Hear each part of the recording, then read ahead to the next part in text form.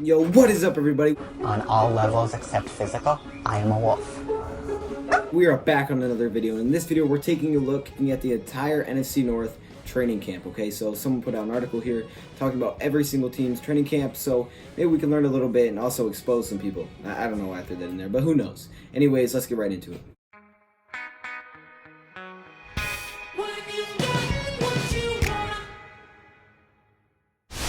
Alright, everybody, so here we are on the article, and yes, there's some kind of like weird lawnmowers, I don't know what it is, something really loud outside. So I put these in. I literally don't know if these make a difference. I've used them before, but they make me feel like they're making a difference, so I'm going to wear them again. Who really knows if it's doing anything, but we can act like it is, and then it won't be awkward. But let's get right into this. So basically, there was an article put together on every single team in the NFC North and talking about their training camp. And I was interested to see this for two reasons. One, I like to learn about other teams' training camp. It may be obvious stuff that we already know. It may not be. And we don't talk a lot about the other NFC North teams. So I thought this is a great way for me to just react to this with you guys. But also, we can see what they said about the Detroit Lions training camp versus what we already know. So we see how really accurate this is. But let's get right into it and just see what we have to see, I guess. Let's just see what happens. All right, we're going to start off with the Chicago Bears, where it says the biggest storyline with the 2019 Bears is the quarterback Mitchell Trubisky's development. Not very surprising there, Mitchell Trubisky, who I think is kind of underrated. I don't think Mitchell Trubisky is that bad. I know he's not like great, but I don't think he's terrible. Matt Nagy keeps saying Trubisky is now at level 202 in his offense, meaning more will be asked and more will be expected of the third-year quarterback. Well, I would hope so. I mean, you're a third-year quarterback. You should definitely have more expected of you.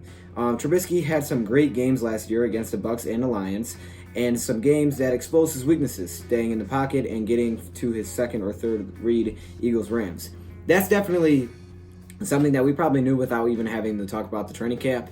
We knew that Mitchell Trubisky is that kind of player. He likes to scramble, he likes to get out of the pocket, he likes to create things with his feet. And now saying this, and yes, that was definitely one of his struggling parts, right? Staying in the pocket. And there's not a lot. It's really hard to find a really good pocket quarterback. But it's super hard. It's nearly impossible to find a guy with the mix, right? And those are your really good quarterbacks, the guys that can scramble around enough to buy themselves time, but also throw from the pocket because you have to throw from the pocket, buddy. This is the NFL. That's how that works. So we'll see how he plays now in 2019. I expect he'll be a little bit better. Next up, it says the Bears are finally down to one kicker after starting the evaluation process with 9 kickers. Yes, we talked about this a little bit. Wow. Like, the Bears could not find a kicker to save their lives. It looks like they may, but, I mean, until the season starts, we really have no idea. At their rookie minicamp in May, the last man standing was Eddie Pinheiro, I'm guessing, a Florida alum with no NFL experience that the Bears traded for after rookie minicamp closed in May. You know what, we're just going to say Peanut, because I literally don't know how to say the name. Peanut, who spent the 2018 season on IR in Oakland, had a soccer background and didn't pick up kicking until his senior year in high school, when he helped out his high school football team by kicking extra points. Now, that's not surprising. You see this a lot of times, that soccer players will actually become NFL kickers because it's very, very similar. And usually good soccer players can kick the ball very well. I've seen that in person. So this doesn't surprise me at all. When he helped out, I think the Lions actually had a guy like this. I can't remember who it was. I feel like the Lions actually had a player that was a soccer player. Something like that. When he helped out, I already read that. He originally played soccer for a junior college and then wound up transferring to Florida after YouTube videos. Wait a minute. Oh, I thought this was someone else. I was like, hey, wait a minute. Making YouTube videos, I'm going to have to look this guy up. He originally played soccer junior college, and he wound up transferring to Florida after his YouTube videos of his long field goals went viral. Okay. Peanut has a strong leg, but hasn't shown reliable consistency in camp and preseason games so far. The Bears coaching staff is hoping that Peanut will take control of his job now, that he will have every rep in practice and every opportunity in remaining 2 preseason games instead of splitting time with recently cutting Elliott Fry. Okay, I can say that name. Thank you, Bears. There's still a very good chance that the winner of the Bears kicking competition is not currently on the roster. Yeah, that's kind of scary. For Bears fans, that's scary. For us Lions fans, hey, you know what I mean? You guys can keep worrying about weird kickers. You guys can keep struggling. I'm okay with that. But for the Bears fans, yikes. Trubisky did not want for offensive weapons last season, and this offseason, Chicago added even more versatile pieces. Mike Davis, David Montgomery, who provides a pass-catching dimension from the former running back Jordan Howard, never could. And receiver Cordell Patterson can line up anywhere on the field and impact the offense.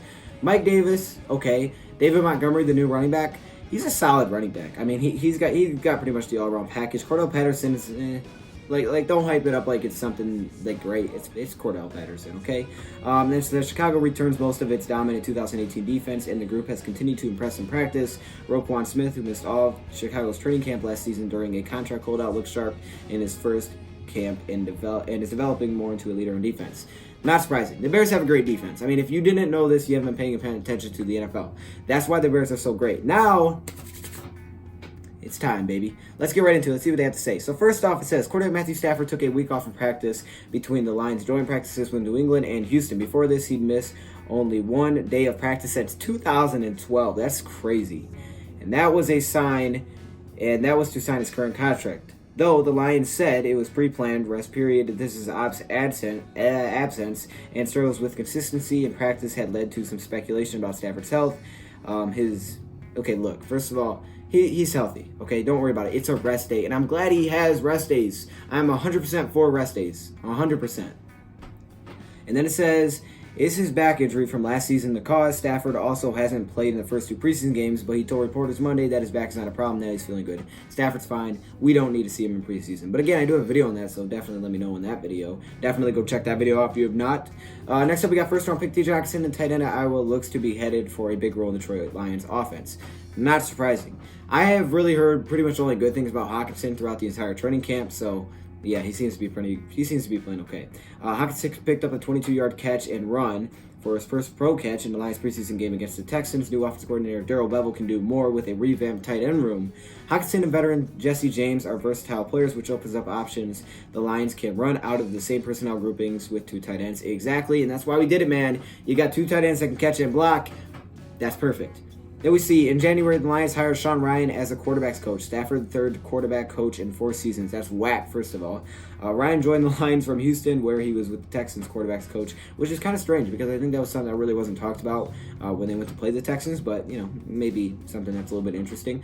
Working out with Deshaun Watson, it was a lateral coaching move for Ryan.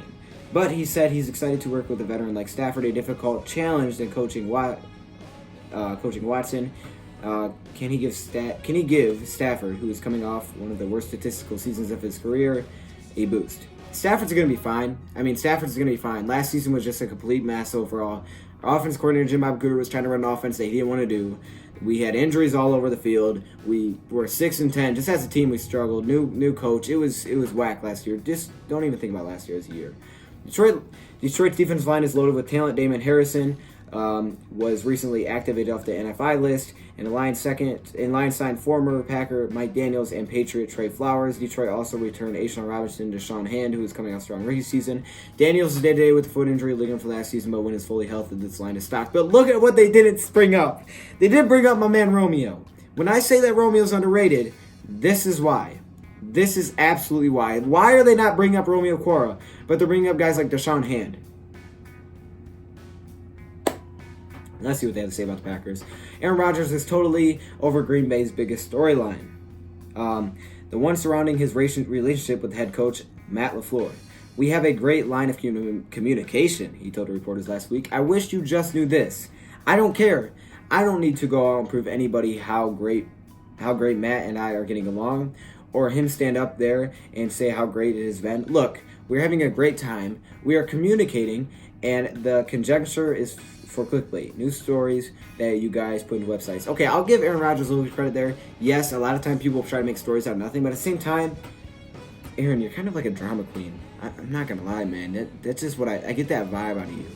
Let's just keep moving on. As much as Rodgers would like for it to not be a focal point of the offseason, the reality is that Green Bay's success hinges on the quarterback and the head coach getting along. Rodgers and LaFleur have to find a balance that will allow Rodgers to execute LaFleur's offense while also using his own experience and talent. Packers aren't going to be that great, man. They don't have enough talent offensively, so I don't think it matters who Matt LaFleur is. They signed, he really likes Billy Turner, the new right guard, who Green Bay signed to a 4-year deal this offseason. He's gone out of his way to hype Turner twice this offseason. Yeah, I think I read that right. Rodgers told NBC's Chris Sims that Turner is someone people should be talking about, according to PFF. Over Turner's last 7 starts with Denver, weeks 11 through 17, he played the 4th most pass blocking snaps at guard without allowing a sack. Rodgers says he feels really good about the Packers' offensive line. Rodgers, why would we talk about a guard? Like, What team ever, like what show ever talks about a player's offensive line? I mean, no one does it. I mean, even the Cowboys don't do that. It ain't gonna happen. No, Rodgers, we should not be talking about your left guard because you don't do that. No one talks about anybody's guards or your right guard. I apologize. Billy Turner's the right guard, and that's no hate on Billy Turner. That just doesn't happen. Okay, look, this guy. I don't know. Maybe I'm just too. I just don't like him. I don't know what it is. Speaking of guys, Rodgers goes out of his way to compliment receiver. Out of his way, exactly. Receiver Jake Camaro. I'm going to say Jake Camaro because that looks like Camaro. Jake Camaro is poised to make an NFL roster after preseason cuts down for first time in his 5-year career. Last season, Rodgers told the media he was really impressed with the 26-year-old wide receiver, who at that point had spent his career bouncing around practice squads and IR. Camaro, yes, who went undrafted in 2015, was a preseason star last summer and then was injured while somersaulting into the end zone. Hey, I never heard anybody use somersaulting in their articles. I like that. Into the end zone in their third preseason game, which killed his chances of making the 53-man roster for the regular season. Camaro was activated off in IR in November and scored his first touchdown against the Jets. He's continued to impress in preseason and, barring injury, will head into the 53-man roster. Hey, good for you, Camaro. Look, I'm always for people that have been bouncing around to find a team. Good for you. Now, I'm not happy with the team that you chose, but hey, you know what? Good for you, okay? Receiver Davante Adams will lead this receiving group again. On the day I watched practice, Adams beat double coverage for a fabulous 42-yard catch on a 3rd and 17. Ain't no Kenny Galladay, though. I'm just going to say it like that because I don't know. Rodgers had an interesting comment. Rodgers had an interesting comment about Antonio Brown's helmet saga. Rodgers is one of 32 players who had to find new helmets to wear this season, as their former model is now forbidden because it did not meet the league's safety minimums. Rodgers said he's currently deciding between 2 different models. One Vicus model, I guess, and the other a Shut. There's a connection to a helmet for sure, Rodgers told reporters. I love my helmet, everyone that I've worn. I don't think that I would want to retire over it, and I obviously didn't, but I'm sure Antonio will find one that he likes. All right, y'all. Rodgers the only player that I would know that would legit, he'll get hurt and he'll blame it on his helmet. Rodgers will get hurt in the leg and say it was my helmet. He'll go off on the media. Look, that's Aaron Rodgers. That's what he'll do. Rodgers had been wearing the same helmet since he switched models after having 2 concussions during the 2010 season. I thought it was interesting that he spoke to the attachment to a helmet and that he hasn't yet decided which model he will be going with this season. Yes, that is very interesting. Way to make news out of absolutely nothing. Thank you.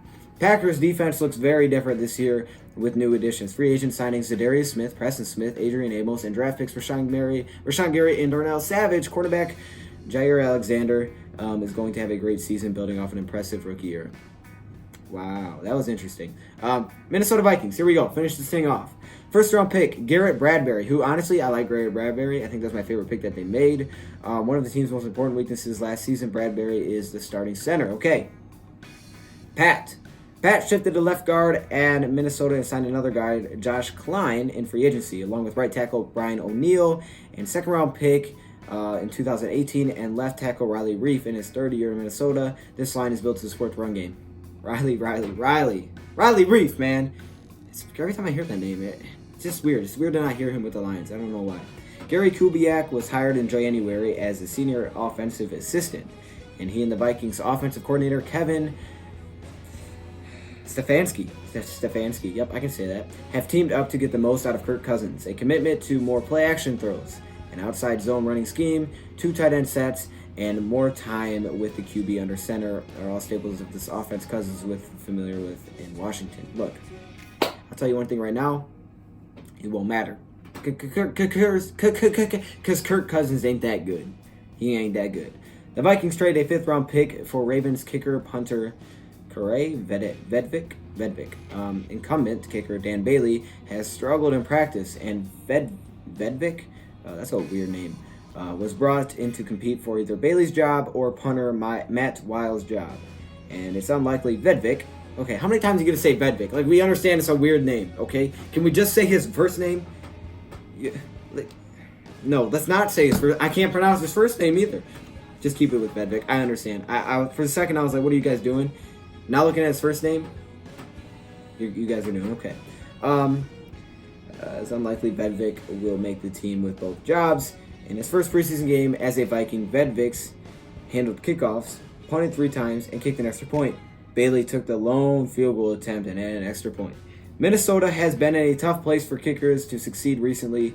Rookie Daniel Carlson was cut after missing 2 overtime field goals in the second game of the season after beating out Kai Forbath for the job. And everybody knows what happened to Blair Walsh. Yo, what a way to end that one. All right, so one, I may have hated on Aaron Rodgers a little bit because that's just because I don't like him. All right, I'm a Lions fan, I don't like him. That's just how that rivalry goes, but it is all in good fun. The Lions, they didn't seem to have much information here. It was kind of stuff we already knew. This wasn't really much about training camp, and there's a few things there, so I'll give the shout out to this article. This is, who's this by? This is SI, so that's Sports Illustrated, I believe. Yeah, Sports Illustrated by, can I scroll down? Please let me scroll. Okay. Yo, okay, by Kaylin Collar, I think. I don't know. It might be a girl that wrote this. But anyways, it was a good article. I appreciated it because we did get to read a little bit and see some interesting stuff. Now, before I end this video, I would like to say if you guys want to be in the next Madden tournament or whatever tournament we do next, make sure you guys get the DOD membership. Okay, the link is in the description. It says become a DOD member. I'm just going to say DOD. I'm going to say DOD though. And you guys can get that membership, and then you guys can be in the next Madden tournament. That's how that will go down. But if you guys enjoyed this video, make sure you let me know in the comments below, or actually you don't even have to do that. If you don't have to do that, you guys can just let me know your thoughts in the comments below. Again, it's all in good fun. When I try to roast people, I'm not really good at it, but it's just for fun, okay? If you're a Packers, if you're a Bears fan, if you're a Vikings fan, don't be mad. That's just how we do it around here. Anyways, thank you, Prop, for watching, and I'm out. Dude, you're gonna get us in trouble.